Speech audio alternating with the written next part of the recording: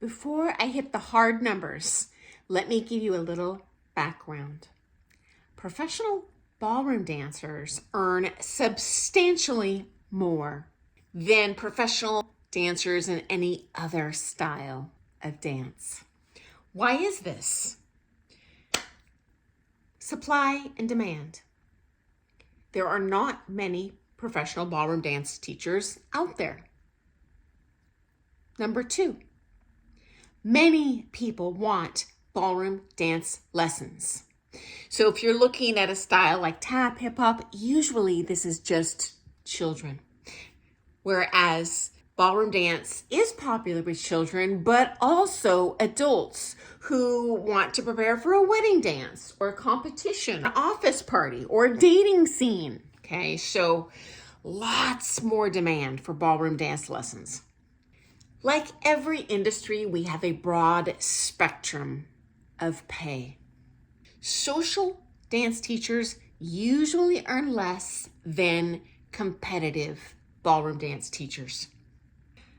Many styles of professional dancer barely earn minimum wage. Speaking from my little area of the world, I'm on the West Coast of the United States. A round dance teacher, square dance teacher, folk dance teacher, they're going to earn $15 an hour for a private lesson. Meanwhile, the going rate in my area for a private ballroom dance lesson, you're looking at $105 for 45 minutes. The cheapest I know of is $85 for 45 minutes for lower level social dance lesson. Painting with a broad brush, there is definitely a range. That's just what's going on in my little postage stamp of the world. The average pay in the United States for a professional ballroom dancer is just shy of $50,000 a year. Now, do not flame me, professionals, but I know there are many of you out there who are underreporting your income. So I highly suspect these numbers are actually lowball. Not everyone's cheating on their taxes, but it does happen. Also, as a ballroom dance teacher, because of supply and demand, not only can we charge more per hour, but we can work more hours, not just physically. Good luck teaching 40 hours of Zumba a week. But again, supply and demand. Good luck booking 40 hours of lyrical dance lessons a week. I mean, I'm sure someone out there is doing it, but it would be less common. And I can tell you guys, early on in my career, when my body was a lot younger, there were weeks I would teach up to 80 hours. It was insane. So you can make really good money. And of course, as I've shared with you, I rat-holed all of it so I could build that huge ballroom dance studio. I wasn't spending it on myself. I was still living on macaroni and butter. Okay, next step. You're even going to see great pay disparity when you're talking about these one-off type jobs. For example, teaching in a university college class. I was solicited to teach these when I very first turned pro, and the pay was 3 to 5 times higher for the ballroom dance teacher positions than the other styles of dance. So yeah, supply and demand. Next step. Unlike other styles of dance in my area, for example, salsa, West Coast swing, most of the ballroom dance teachers are legit professional dancers.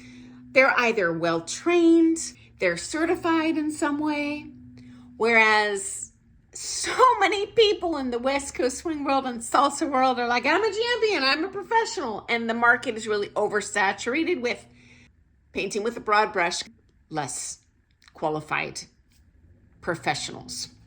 Next up. So you have a comparison. Let's look at ballet dance. This is a style we all greatly respect. We know there is a demand for it. What are they paid? Scraps. Firstly, Many ballet dancers want to turn pro compared to ballroom dancers. So there's already an oversaturation of that market, many people vying for a few jobs. Usually, when you join the ballet company, you start out as a trainee. So you're not paid. Crazier yet, sometimes you have to pay them for the privilege of joining that company and being the trainee because you get to work your butt off all week and be with those other dancers. Once you work your way up those ranks, the next level up is the studio company. It is similar to the minor leagues in American football, where it's theater league for the NFL. But unlike the minor leagues, these people are often not paid as well. Sometimes their pay is getting a set number of shoes per year. Can you imagine a ballroom dance teacher, professional dancer, being paid in some shoes they get to wear when they work? Never heard of it. Sometimes they are paid a tiny amount in a big company, but it's usually nothing. Mind you, they are working the same number of hours as the studio company paid members. So they are there 9:30 in the morning until 4:30 or 5 at night. They have to be at all those performances. They might even have to perform in those performances and not get paid. The next level is apprentice. This is usually $50 to $150 a week. And again, maybe given some point shoes. This is not enough to live on. How are you going to get another job when you're already working full time?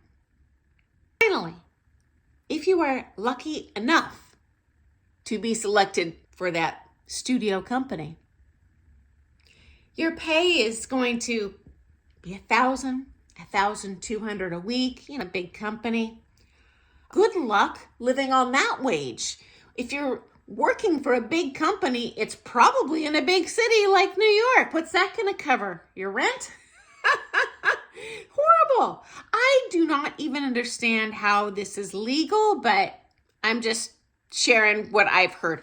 I am not a professional ballet dancer. I'm only a professional ballroom dancer, but I've taught many professional ballet dancers, so this info is secondhand. Hey, if you're a professional ballet dancer and you have a different story to share from your area of the world, please share it here because I love learning from you too. I can only share my personal experiences. Okay, this is another interesting aspect of ballet dance. Male dancers are often paid up to twice as much as the female professional dancers in the same company.